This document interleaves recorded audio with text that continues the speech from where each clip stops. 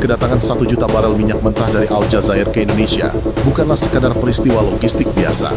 Ia menempuh perjalanan panjang lintas samudera, lebih dari 1 bulan berlayar, menembus Laut Tengah, melewati terusan, hingga akhirnya melintasi Samudra Hindia sebelum kapal tanker MT Cypros berlabuh di perairan Cilacap. Dari kejauhan, peristiwa ini mungkin terlihat seperti rutinitas impor energi yang berulang.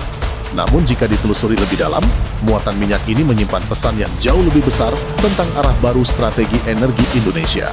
Minyak mentah yang tiba di Cilacap berasal dari wilayah kerja migas 405A di Aljazair, sebuah blok yang dikelola oleh Perusahaan Nasional Indonesia melalui anak usaha di sektor hulu. Pengiriman ini menjadi yang pertama sejak diperpanjangnya kontrak kerja sama produksi antara Indonesia dan Perusahaan Migas Nasional Aljazair untuk jangka waktu 25 tahun ke depan. Perpanjangan kontrak ini bukan sekadar kelanjutan bisnis, melainkan penegasan komitmen Indonesia untuk mempertahankan kehadirannya di industri hulu migas Afrika Utara dalam jangka panjang.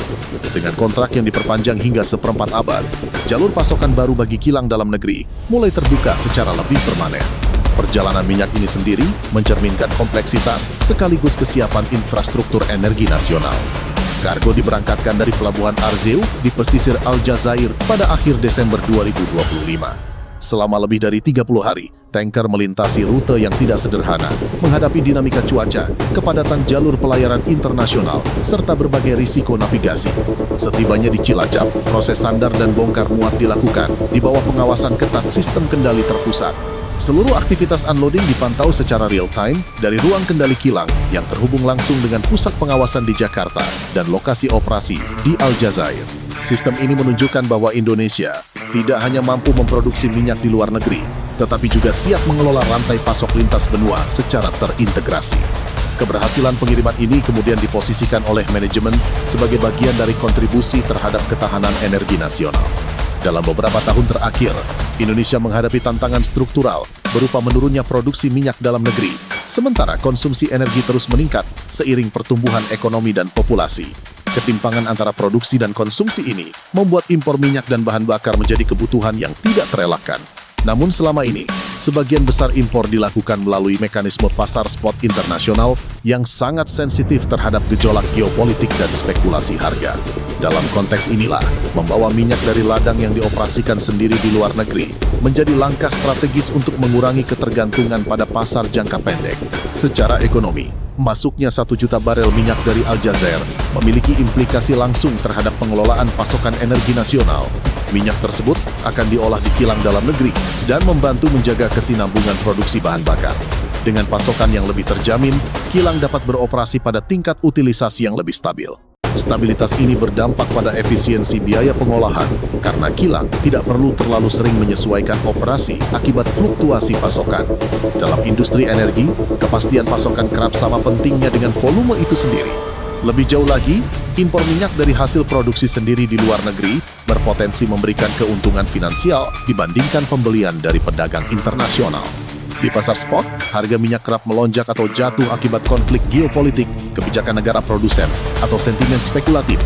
Dengan memiliki sumber pasokan yang terikat dalam kontrak jangka panjang, Indonesia memperoleh kepastian harga yang relatif lebih terkendali. Kepastian ini menjadi sangat penting dalam perencanaan anggaran negara, khususnya dalam perhitungan subsidi energi dan upaya menjaga stabilitas harga bahan bakar di dalam negeri.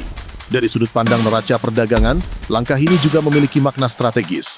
Selama bertahun-tahun, impor energi menjadi salah satu penyumbang utama defisit transaksi berjalan. Setiap kenaikan harga minyak global langsung meningkatkan tekanan terhadap devisa. Ketika sebagian pasokan dapat dipenuhi dari produksi perusahaan nasional di luar negeri, tekanan tersebut berpotensi berkurang. Memang, minyak tersebut tetap dicatat sebagai impor secara fisik. Namun keuntungan usaha dan dividen dari operasi hulu di luar negeri tetap kembali ke perusahaan nasional dan negara. Dengan demikian, dampak bersih terhadap ekonomi makro menjadi lebih seimbang dibandingkan impor murni dari perusahaan asing. Keberhasilan pengiriman ini juga memperlihatkan efektivitas integrasi rantai bisnis perusahaan energi nasional.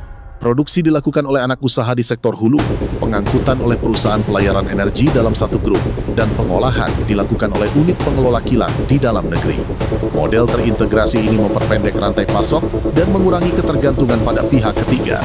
Dalam jangka panjang, pola seperti ini dapat memperkuat posisi Indonesia dalam sistem perdagangan energi global, karena negara tidak hanya berperan sebagai pembeli, tetapi juga sebagai produsen dan operator aktif.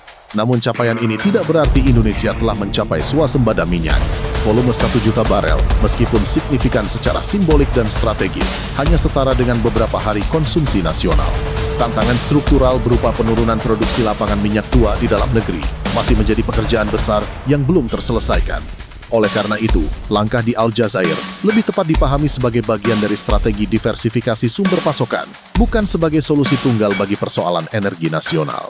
Ketika Indonesia mulai membawa minyak dari ladang yang dioperasikan sendiri di luar negeri, muncul interpretasi bahwa Indonesia sedang berupaya mengurangi ketergantungan pada perantara regional. Pengamat energi di Singapura melihat langkah ini sebagai bagian dari upaya Indonesia memperkuat kemandirian pasokan. Namun mereka juga menilai bahwa perubahan ini tidak serta-merta menggeser peran Singapura sebagai hub energi kawasan. Pasar minyak bersifat global dan sangat cair. Pergeseran satu aliran pasokan dapat dengan cepat diimbangi oleh aliran lainnya. Bagi Singapura, berkurangnya ketergantungan Indonesia pada impor melalui hub regional tidak dipandang sebagai ancaman besar, karena negara kota tersebut memiliki jaringan perdagangan yang luas dan melayani banyak pasar selain Indonesia. Meski demikian, dari sudut pandang geopolitik energi, langkah Indonesia membawa minyak dari Aljazair memperlihatkan kecenderungan baru dalam hubungan dagang kawasan.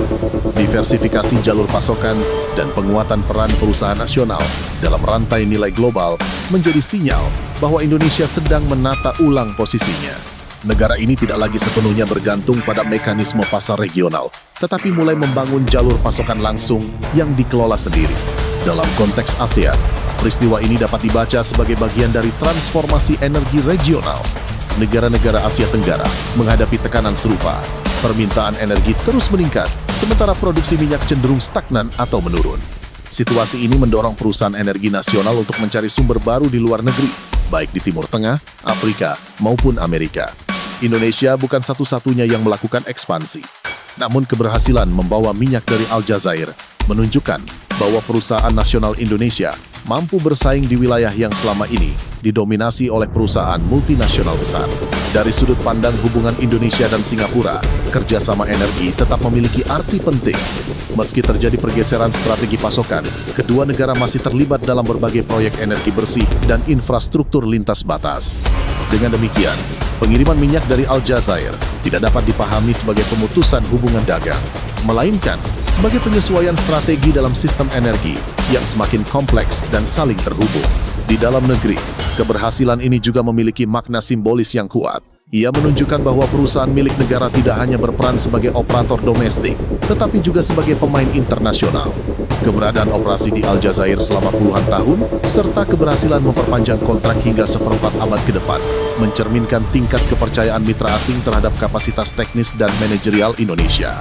Ke depan, tantangan utama adalah menjaga keberlanjutan produksi di wilayah kerja tersebut dan memastikan bahwa pengiriman berikutnya dapat dilakukan secara rutin. Konsistensi pasokan akan menentukan apakah strategi ini benar-benar berdampak signifikan terhadap ketahanan energi nasional. Jika pengiriman dapat dilakukan secara berkala, kontribusinya terhadap pasokan kilang dalam negeri akan semakin terasa. Namun jika hanya bersifat sporadis, dampaknya akan lebih banyak bersifat simbolik. Karena itu, keberlanjutan menjadi kata kunci dalam menilai keberhasilan langkah ini.